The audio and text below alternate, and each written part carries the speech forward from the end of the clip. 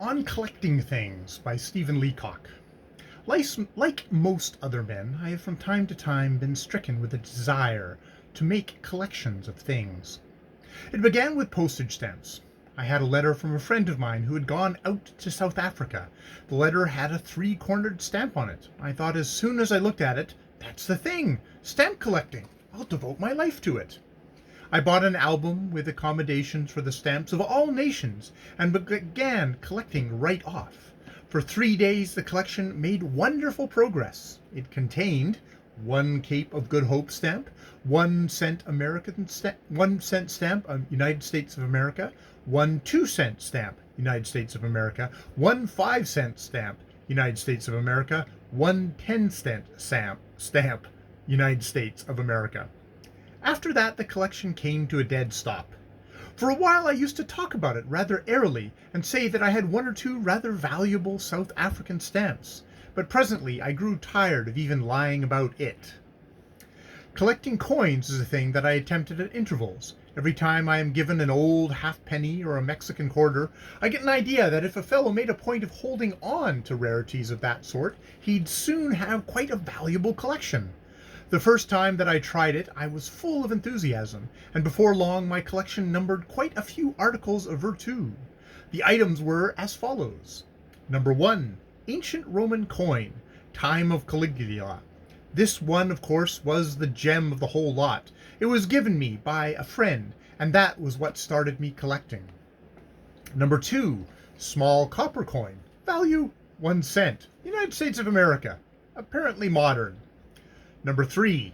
Small nickel coin, circular, United States of America, value 5 cents. Number 4. Small silver coin, value 10 cents, United States of America. Number 5. Silver coin, circular, value 25 cents, United States of America, very beautiful. Number 6. Large silver coin, circular, inscription $1, United States of America, very valuable. Number 7.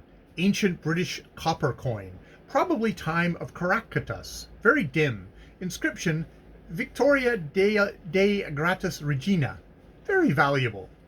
Number 8. Silver coin, evidently French, inscription Von Marf Kaiser Wilhelm. Number 9. Circular silver coin, very much defaced, part of inscription E pluribus unum, probably a Russian ruble, but quite as likely to be a Japanese yen or a Shanghai rooster.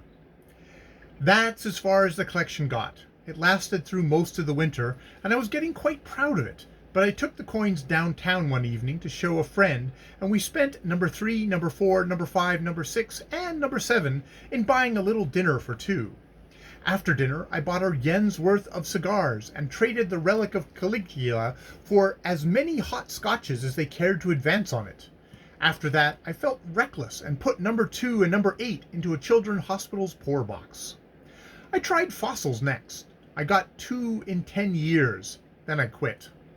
A friend of mine once showed me a very fine collection of ancient and curious weapons, and for a time I was full of that idea. I gathered several interesting specimens, such as number 1. Old flintlock musket used by my grandfather. He used it on the farm for years as a crowbar. Number 2.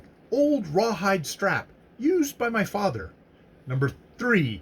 Ancient and narrow Indian head, found by myself the very day after I began collecting.